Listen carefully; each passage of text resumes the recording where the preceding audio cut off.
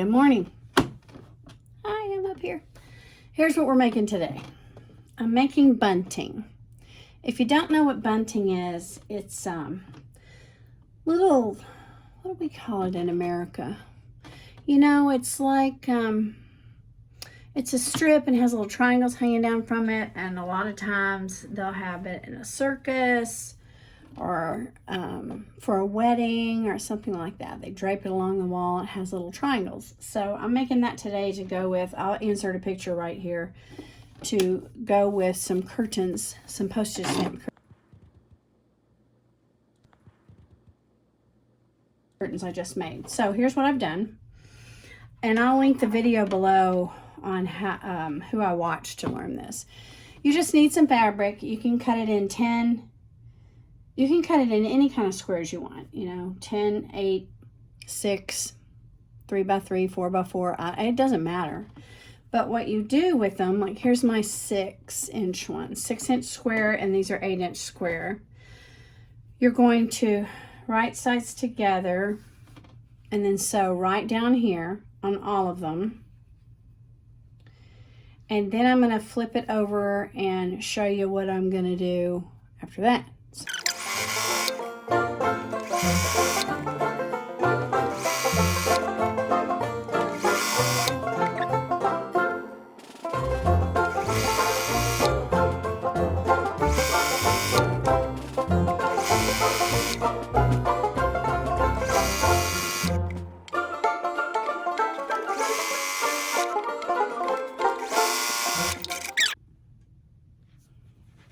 I'm down here. Gonna iron these. When you stitch them all in a row like that, here, I'll stand way back here. Hello! When you stitch them in a row, they look like this. Okay? But you have to iron them, and I need to cut them apart. So here we go.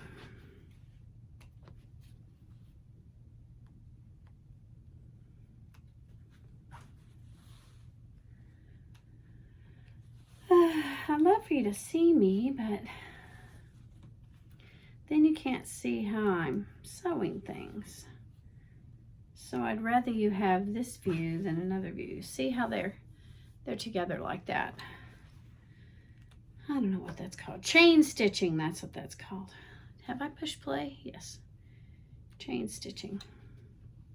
Again, I don't know if I have enough of these or not. I'll have to measure it. Now, here's what it looks like. So you're gonna turn it inside out. And I need a poker. Poker, don't look at the stuff on the floor. All that stuff back there on the floor. Hi. Here's my poker. All that stuff on the floor back there. I got a bunch of fabric at a thrift store yesterday, and I paid like $3 for a bag of fabric. And I bless my heart, I don't like any of it. So I'll just give it to someone to give to the next person. Oh, you know what I forgot to do? You're supposed to snip. You're supposed to snip at the corner, or it makes it too bulky. So I'm just gonna snippy. But because I didn't backstitch on these, I have to be really careful when I turn them so that I don't poke a hole in the end. To be extra careful. Okay, so that's pretty good. Now, you don't sew it like that. See, there's the seam. You cut it in half. You fold it like that. So there's the seam going down there. So the seam should be lined up with the point. You can eyeball it. What I'm doing is I take it, then I fold this over, and if that point lines up with the seam, then I have it folded right. So I'm just going to do that. Iron.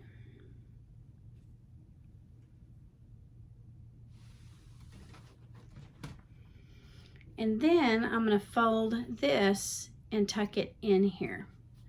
Now, there's lots and lots of videos like this out there, y'all. I'm not the only person. Tons of people have made bunting online. And they're probably better sewists than me because I eyeball a lot.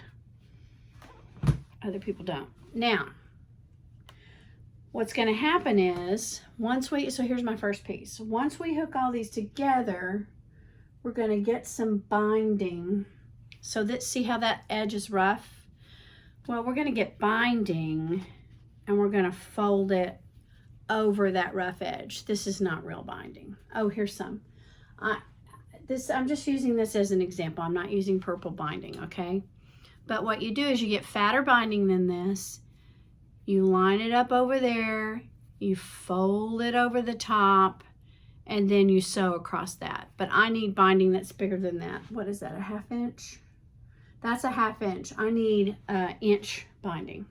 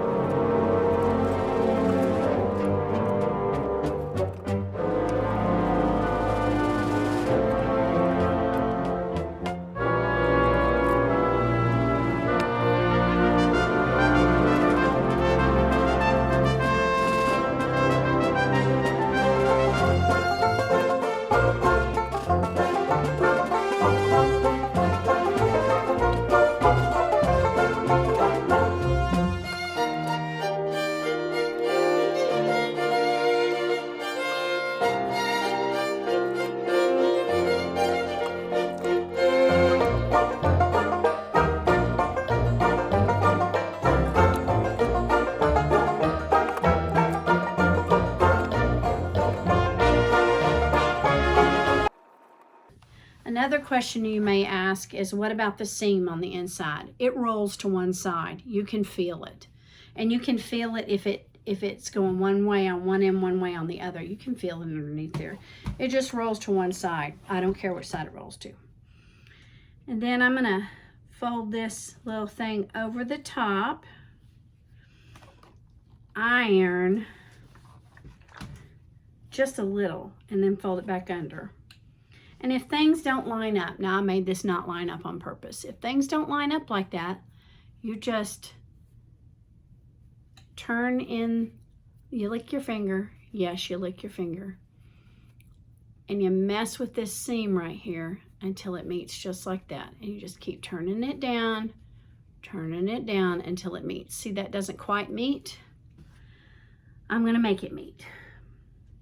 So you just turn it just a little bit, sew it. Okay, now listen, everything's not perfect. That's not perfect, but it doesn't matter because you're going to put binding over it. There's room for little bitty mistakes. So let's lay all these out. Let's see. Let me tilt this down. No, don't look at my floor. You know, here's the deal. Here's the deal. I'm up here. You know, it's something I wrestle with myself. Do I clean my sewing room before I start sewing? Because if I do, I'm going to spend 30 minutes to an hour. Or do I just sew and not care what the room looks like today? That's what I'm doing. I would love to say, oh, I want my room to be perfect for all my viewers. That's not realistic for me. I have things going on in my life just like you do. There's a lot of seams running through here. See that seam there? There's a seam running through there. Not a seam, I'm sorry. A fold. Crease, that's it, crease. I need to get these creases out. But let's just look at them here. There's 1, 2, 3. Can you see them? 4, 5. I don't think you can see them. Let's get you closer. See, there they are. 1, 2, 3, 4, 5. And then here's the last one, 6.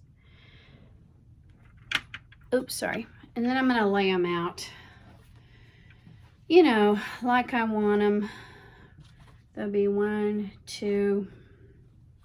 Don't worry, I'll let you see this up close in a minute. Oops, iron stuck. I'm just going to kind of loosely organize them. That. So we're going to do it like this. And then we're going to have these red dudes hanging in the middle. No, they will not hang like this. They will hang. See, I think I want the pink to be in the middle. 1, 2, 3, 1, 2, 3. I want the pink one to be in the middle and the red ones to be like this. Well, there's another pink one. That's weird. I have 3 reds and 2 pinks. I don't like that. I need to make one more that's a red because I don't want 2 things. So I'm going to take a picture of this so you can see how it's laid out. And then I'll get back to you when I go to the store, get my binding, and film that. So here's kind of the layout. Now, you know, they're really going to be like this. Like that. They're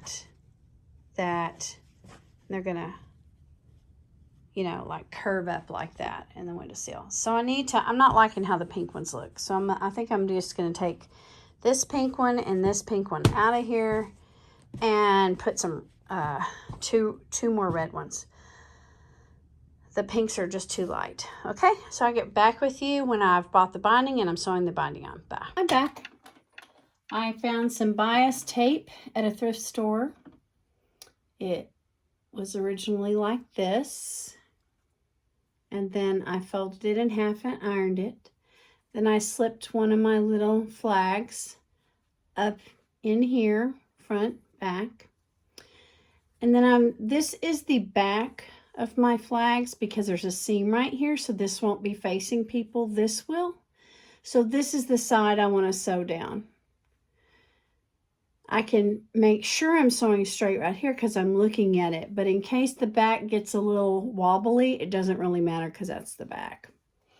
And I'm also using a foot on my machine that has a clear section right in there so that I can kind of see better what I'm doing. All right, so I clipped it like that, and I'm just going to sew not super duper close, but up about 1/8 of an inch. And then I'll get another flag and another flag and another flag and do it like that, one flag at a time.